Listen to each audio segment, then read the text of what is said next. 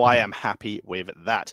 So 2-1 in favor of BTG in this best of 5. 1 game away from moving on to play against the 4-time China champions SPT.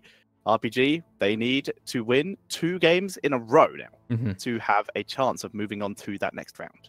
So, which map are we going to? What's your guess? We will find out. Ooh. Yeah, Ooh. putting you on the spot. What's your guess? So RPG have the choice here.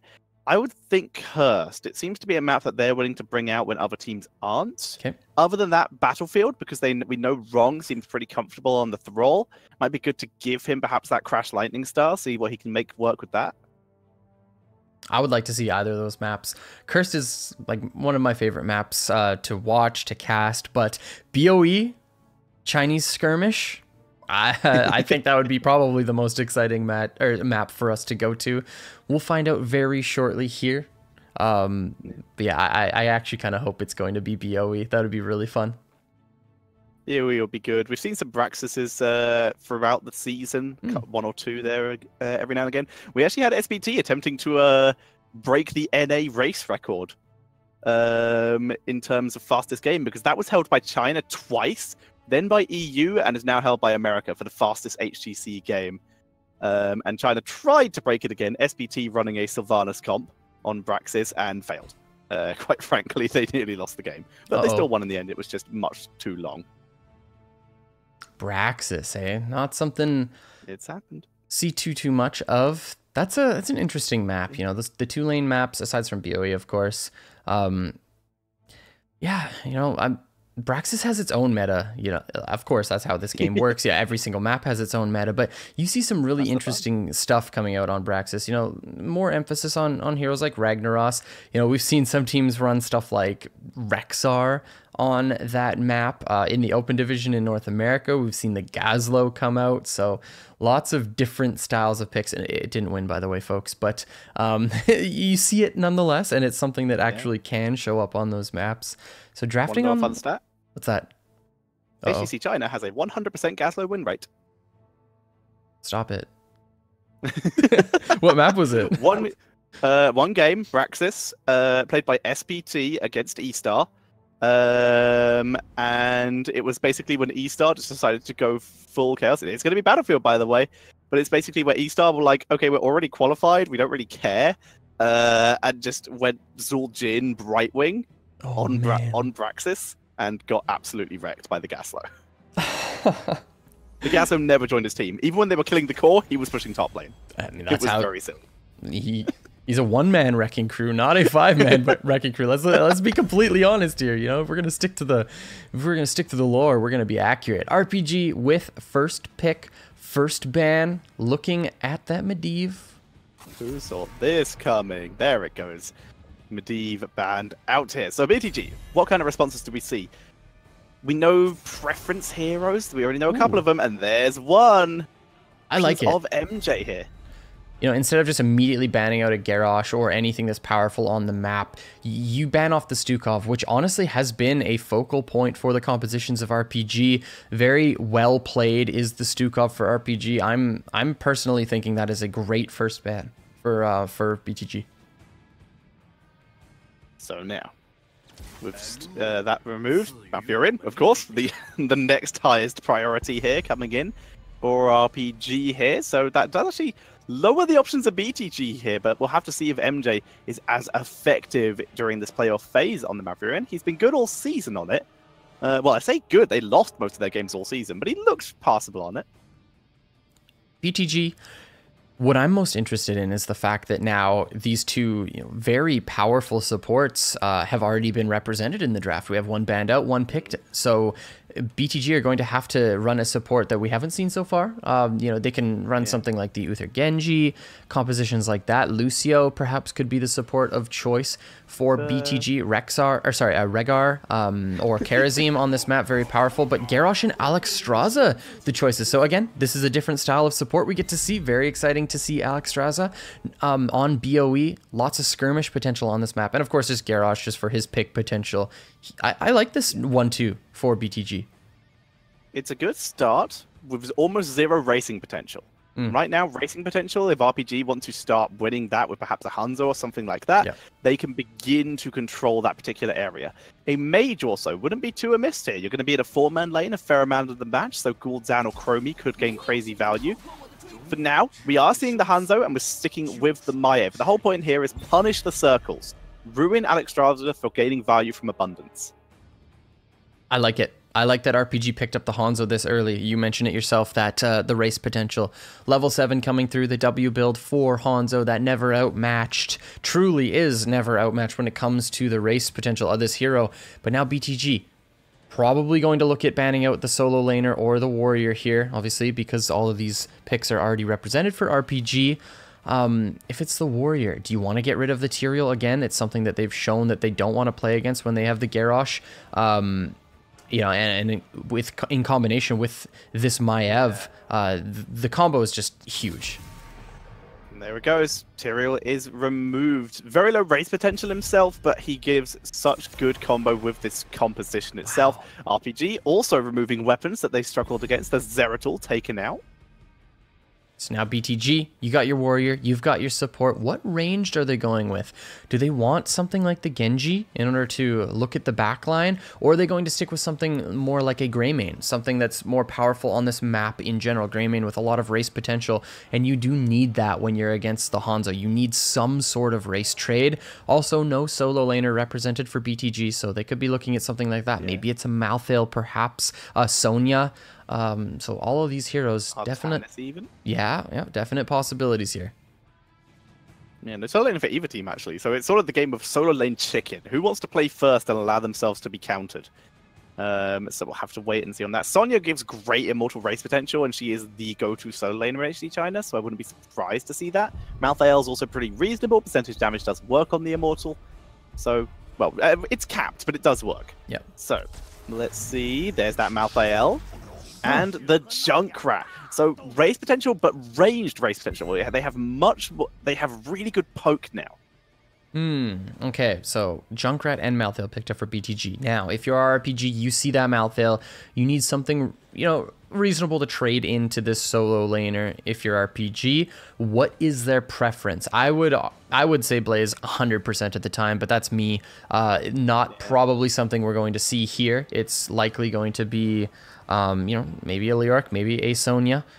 All definite I would possibilities. Be shocked if it was Blaze. That's just how rare it is. They have played it, but what about Dahaka? It's so rare.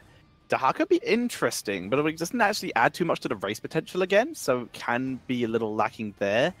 But there are very good bushes on this map. I think they just kind of have to potentially take the lane loss and go with the Sonya, or they're going to have to go a little bit interesting and maybe bring out the Ragnaros or something like that, which would be a little difficult.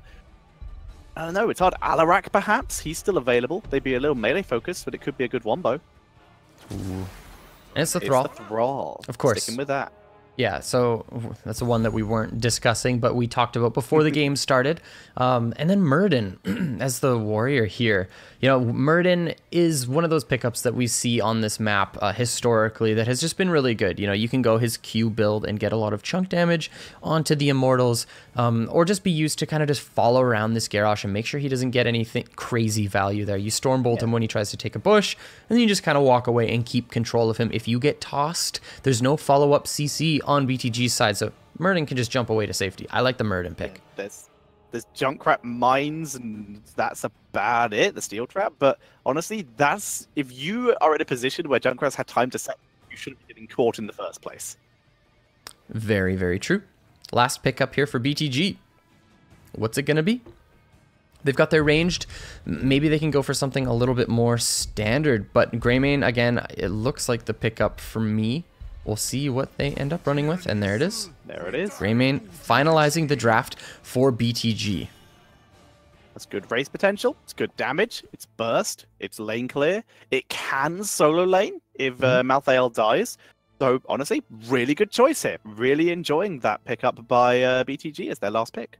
And they really needed that kind of trump card when it comes to race. You know, Malthael, you mentioned the percent damage there. Junkrat with, you know, a little bit poke here and there, but Junkrat's race isn't very good. He can do damage onto the Immortal over time, but his just direct race, not that powerful. Having that Greymane to just be able to jump onto the Immortal and get some damage there is going to be a huge benefit to BTG's draft. But all things said and done, which one of these drafts do you like better? Do you like that the Junkrat style, the Greymane, or are you more the standard, you know, I wouldn't even call it standard because they're newer heroes, but that Hanzo and Maiev for I'm RPG. concerned about Maev's capability of getting the wombos against a Garrosh without material assistance. Yep. So, and of course, Garrosh along with Greymane Junkrat gives you so much wombo combo yourself, enough burst to really control fights. I've got to lean towards BTG's draft here. Yep. I think that's right. I absolutely do. But here we go. Oh, interesting here. RPG, Chicken on the Hanzo, MJ on the Malfurion, Sar on Maiev, C on Muradin, and Wrong BGG on the Thrall. And on the right in red, we got BTG. It's 619 on Garrosh, LLK on Junkrat. We got Druid on Alexstrasza, Dancing playing the Greymane, and Lai on Malthael. Interesting pickup here. Even though he is the solo laner, confirmed by positioning, Thrall going Crash Lightning. This is one of the few maps you can do this on because you spend so much time in the middle of the map versus all 5 members of the enemy team that you can actually stack this talent without having to do anything in lane. It's a risky move, but it can work. It definitely can, and it can stack up damage over time. As you said, BTG, they also have a stacking hero in the Junkrat, so it could be a good response because Junkrat wants longer phases. Sorry? It's Hanzo solo. Mind games. The mindiest of mind games. He's got to play so safe, or this is just suicide. That is insane. So not only are they running Crash Lightning for the extra emphasis on the long Immortal phases, but they are just putting Hanzo up here to try to get those stacks early. C also rotating up to just try to stop the advance of BTG. They don't want to lose their entire tower. And Chicken doing a nice job stopping these minions from crashing in. Very little structural damage so far for BTG. Nice rotation by RPG. They've had to rotate up. They need to get those stacks onto Thrall. They bring him into the format here as they move on to 619, dropping it low. Good pings there by Chicken. The targeted focus used to great effect here. And now they kind of just send someone down to bot lane. Finally, it's Maiev on the way. It's just everyone a solo laner here. They're mixing it up. C taking it down. The lovely stun, followed up by the root. And RPG, 2 kills right at the start. Right out of the gates, yep. Jumping over the walls of Muradin, finding that Stormbolt, and now immediately RPG onto this top camp, picking up this siege for themselves. I like the fact that they actually rotated down the Maiev instead. You know, she can do perfectly fine in this matchup as long as she doesn't get tagged by the Reaper's Mark too frequently. And in fact, just Malthael walking away from the wave at this point. So Maiev doing very well. Garrosh can pack this forever. He can delay this for a really long time. That's such a cool move. Finally, it's taken out. They can't get on the point. Good route by Thrall. And the camp is taken. Now the route from Malfurion for the follow-up here. Looking for 619. Maiev comes in with the Umbral Bind. Seeing good positioning. And the fan of knives. 2 kills right away. 4 kills to 0 at 2 minutes, Carla. RPG already on point. RPG, like they're sacrificing. Did they lose the whole wave? I can't quite see. They lose most of the experience. Yep. 1. Okay. So they miss almost every single creep there, but instead they just force top. Like, I like the fact that they're doing this. Yes, it's not the biggest advantage when they lose the wave like that, but the fact that they're just willing, we've seen them do this all series so far, just they'll 5-man you on the siege camp at 2 minutes, they'll fight you anywhere on the map, because they're just trying to win, boost morale for their team, and just try to snowball their advantage. I love the way that this team plays. It's very fun to watch, but let's see if it can win them the game, because if they lose once again, BTG will be moving on to play against Super Perfect Team, and will have the chance to try and continue to move their way towards the playoffs, but RPG, they need to win 2 in a row. Alexstrasza with the movement speed on her Abundance here, super good when you combine it with a Garrosh, give him that mobility to engage in and get better value that way. It's the Immortals. Finally going to be started as Thrall begins to move up along with Sar. Once again, you can just zap the Immortal and try and get the extra stacks here if you wish, as they're moving on. Indomitable used already. RPG with better positioning here. Both solo laners represented, trying to de-push the camps here. Wrong, just trying to stack up on that the Thrall with the Crash Lightning, but yeah, RPG with a little bit of this this trade damage onto the Immortal. I like the fact that they, pushed themselves topside when their solo laner was closer to the Immortal. So RPG with the better rotation so far during this early game. Malthael, though, is actually working on the RPG Immortal. It's going to take him a really long time, but he's going to get there. But halfway point is reached for RPG first. Now, I'm wondering if BTG... No, okay, so they are... I wonder if they just use Dragon Queen and step up into this defense. Likely going to be the call for them as soon as the commit from RPG is there. But RPG, they're not sure what they want to do at this point. Saw getting the bind, but not finding anything further. 619 in the thick of things, though.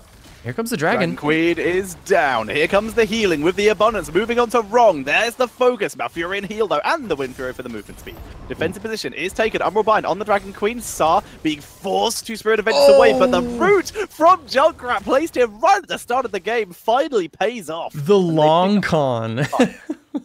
From Junkrat. What a placement there. And now a second kill going over to BTG. And that looked like an actual misplay on the Dragon Queen. They popped it very early when RPG were already looking at, stepping out of this engagement. But BTG, they step in. They managed to pick up those 2 kills.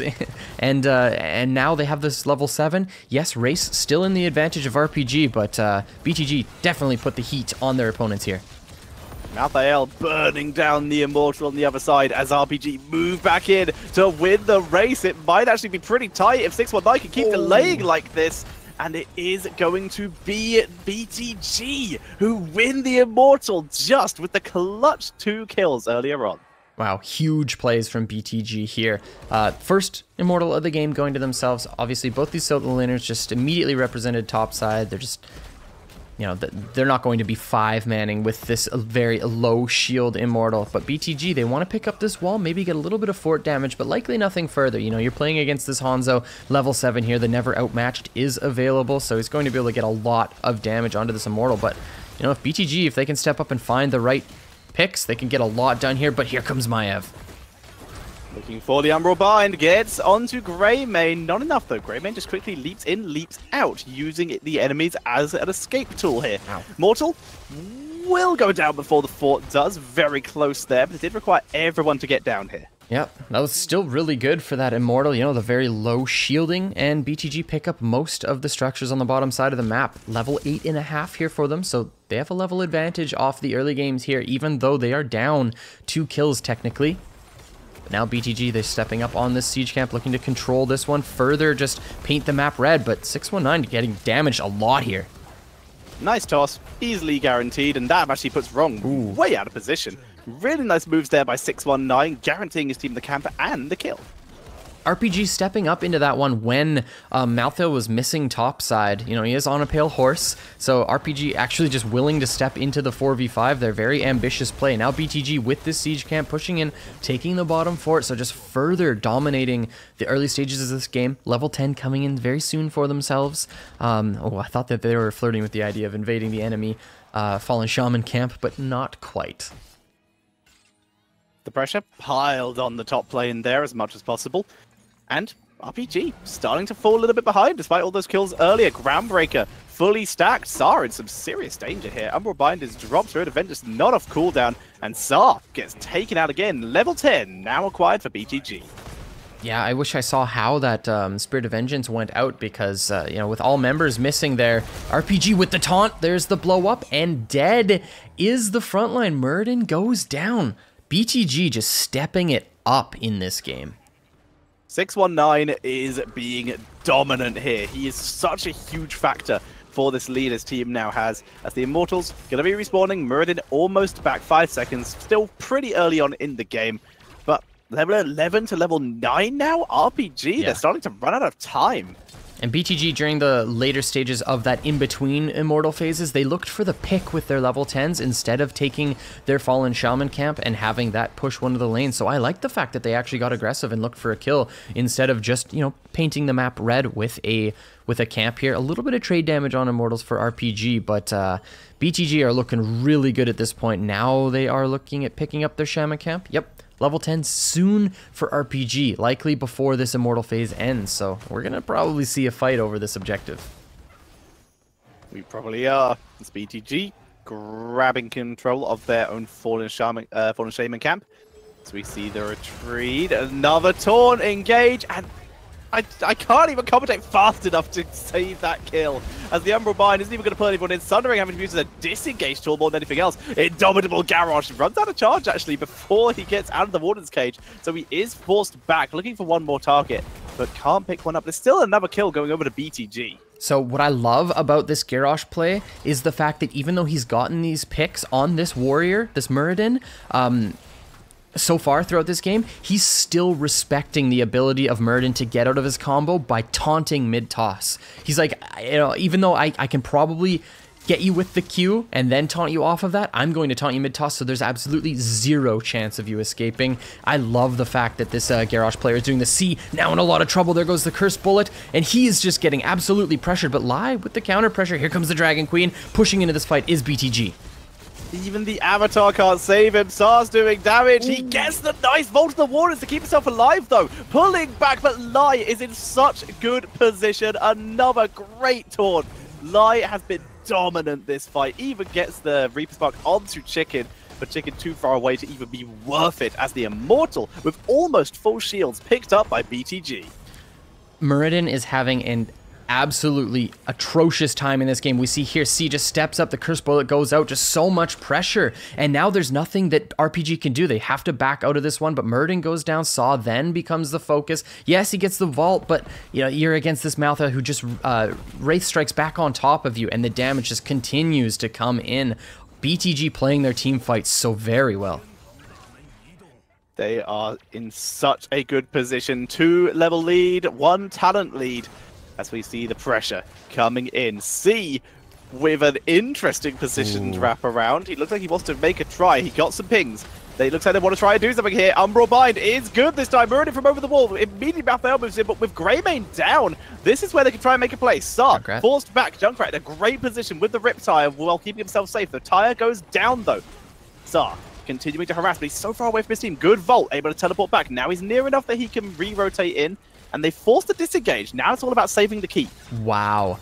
That was an incredible arrow by RPG. Down the talent tier here. The arrow comes out. They find the kill and just completely stop the advance of BTG.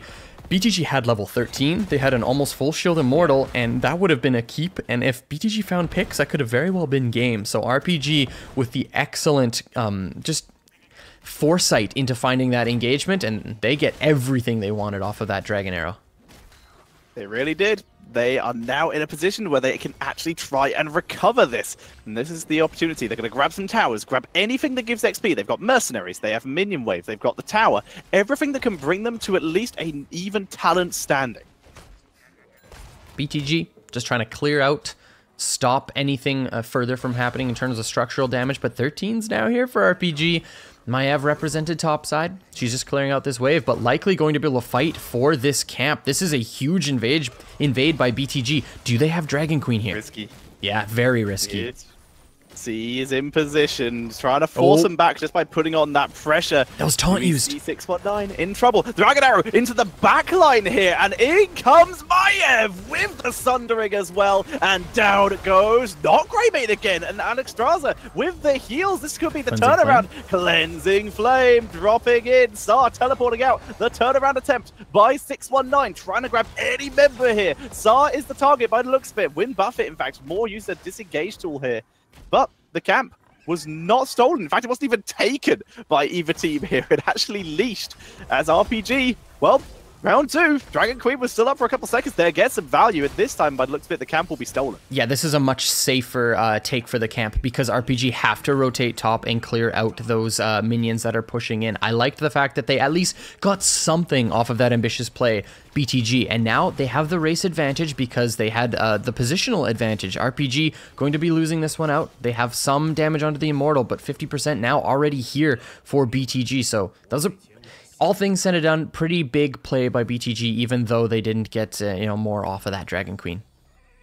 Yeah, they got the camp, which has to be cleared. They got a huge play on the Immortal, like you said. Now it's up to RPG to defend. Hanzo finally cleans up the Fallen Shaman camp with that Scatter Arrow build. Super useful here. Now it's all about defending, Ooh. especially against a Junkrat. That becomes very difficult. The siege potential is very hard to deal with. RPG need to find a fast fight, and there goes the Stormbolt trying to find damage onto Garrosh. The taunt to go out. There goes the Wrecking Ball. Here comes the arrow, and it hits 2 on the backline. Again, the backline locked down here. Riptide from behind gets a good amount of damage here. With the Tranquility, though, it's all mostly healed up here. Not bad by MJ, but Garrosh just too tanky. They can't finish off the kill. BTG very happy with how this engage went out. You know, they're not quite 16 yet. They don't want to force any sort of fights. Now RPG stepping up. Ooh, Hanzo getting stunned by PvE there. Got to be very, very cautious. But BTG have top lane pushing in. Groundbreaker. Ice block is used. Here comes the toss on MJ. He will be deleted here. This is terrible news. The Junkrat disruption last rites on Muradin. Thrall is gonna try and carry this himself, but he cannot do it. Sara's in full retreat. Chicken's in full retreat. We have both of them running all the way back to base as their base begins to get sieged. Nice teleport by Sar. He will actually escape here, but the Immortal is going over to BTG. We were talking about Garrosh just throwing in heroes, and we saw Dancing running in there on the Greymane, gets tossed in to try to find that Dark Flight and another kill, but BTG don't quite get it. This is another huge Immortal here for BTG. 16 talent tier here as well. RPG, again, their only play is fast fighting. So we're going to see the arrow come out. We're going to see RPG looking for a flank. RPG have to find something substantial here, or this could be game and the series over to BTG. They have to die. They have to dive the enemy team. They can't afford to fight the Immortal because its shield is too big. It will take down the keep and probably do damage to the core. They're going to want to try and kill here. Dragon Arrow only on Greymane, but the follow-up stun by Muradin is decent. Water's Cage into the tower. Greymane diving into the backline, and the last rites takes them down. Sar trying to do some damage onto the backline as well. The Stormbolt does not land, which means Sar will die here with the Dragon Queen as well for good measure. Toss onto Muradin for the kill. We see Dancing just from over the wall pinging in the shots here. But with 2 members down, Carla, the Immortal still with shields. This is probably going to be it. Yeah, RPG are going to have a very difficult time defending this one. Hanzo needs to step up and get those W's onto that Immortal, but it's not going to be enough. Likely, BTG just stepping in with this Immortal, looking up, picking up this game. Down goes the core, and BTG with an incredible performance here in this game end up taking the series. Midnight has struck. This Cinderella story is over, and RPG will fall. BTG will move on to the next round to play against Super Perfect Team and move one step closer to the HGC mid-season brawl. RPG, you know, they looked like they had some promise in that game. Stepping up too far, I would have to say, in a lot of those engagements. You know, Thrall, we saw him getting flanked down on and killed. But I have to say, man, that one to me goes down to 619. Like, the Garrosh play there was absolutely fantastic. You know, we were seeing just immediate blow-ups. Yes, of course, you know, when you find those taunt combinations on your warrior, you have to have the Greymane to follow up. You have to have the other percentile style damage in order to secure those kills onto warriors. But finding those perfect engages was something that was basically only Garrosh that found it. So I absolutely loved the Garrosh play there, and we see why it comes in early in the draft. Yeah, even when Gareth signed the combos on Muradin, his team was behind him to follow up and pick up those kills. Couldn't agree more. Really nicely played by BTG. They are now 2 best-of-5s away from going to mid-season brawl, 3 from going through in first seed. Very nicely done by them. And as such, RPG, unfortunately, they do not go to mid-season brawl, but what they have done is via winning 3 games from last place in a row, they have avoided at minimum going to the Crucible. So well done to RPG. Huge congratulations for getting that far. Which is absolutely huge, right? You know, you were talking about you know, they had a lot of difficulties for most of this year so far, and if they can actually just look back at this performance, they've been putting in the time as a team. They've been putting in the effort to see this sort of performance from this team that, you know, has had difficulties. They must be absolutely ecstatic with where they're at as a team, and of course, you only grow from there. Substitute as well. Yeah, exactly. You just keep getting better, and you keep getting better. So RPG, there's no way they're upset with their performance here. Couldn't agree more, but someone who's going to be happy with their performance, like you said, BTG, they went to BlizzCon last year. They went to the Gold Club World Championships. Their spot was stolen ripped away in the night by the One last for the Eastern Clash. And as such, they are going to want to get revenge. They want to go to their third, at this point, fourth, I guess, international event along with CE. But to do that, they will have to beat, for starters, SPT, four-time champions, and for seconds, their old rivals. They came into the division at the exact same time, the One. Here we go. Some statistics for the previous match. BTG playing, I would say, best this game out of all the games that we have seen them on so far this series. But yeah, just absolutely dominant performance by them. A few missteps here and there, but they played the objective super well. They got everything that they wanted out of those phases. I thought that they played their camps better as well. So BTG with a very well-earned victory. For sure. Are we gonna get an MVP? I gotta see Garrosh, man. I gotta see it. So the way this works, because once again you are dropping in for the first time, is we do get an MVP in a replay analysis segment done by the Chinese style. We can either try and dub over that if we want, or we can head to the break after the MVP is crowned. That'll leave up to you, because they can go quite long depending on who's doing them. Okay. All right. We'll figure it out. We'll play it by ear here. But yeah, man, if my first time casting China, as people tuning in probably were wondering, like, hey, where's Kendrick? What happened? Who is this guy? I'm very thankful to be here. So this is super exciting. These games are amazing. Yeah. Well, while we're transitioning to the analysis segment, for people who don't know who you are, what do you do? Who are you? Where can they find you? Well, my name's Kala. I am the coach for Tempo Storm. I stream a lot, twitch.tv/Kala. I host community coaching, so if you're looking at getting better at this game, you come on over to my channel and we will help you get better. But yeah, here we go. MVP actually going over to LLK. So, okay, that trap was absolutely hilarious, and it worked out so well for the team. It's so well elsewhere. Yeah, but aside from that, this game went very well for BTG. I would say it was between either Garrosh or the Junkrat for sure. But yeah, here we go. We're entering into the replay analysis section of the cast, so we're going to take a little bit of a short break. Thank you all for being here with us. Really, really appreciate it, and we'll see you soon.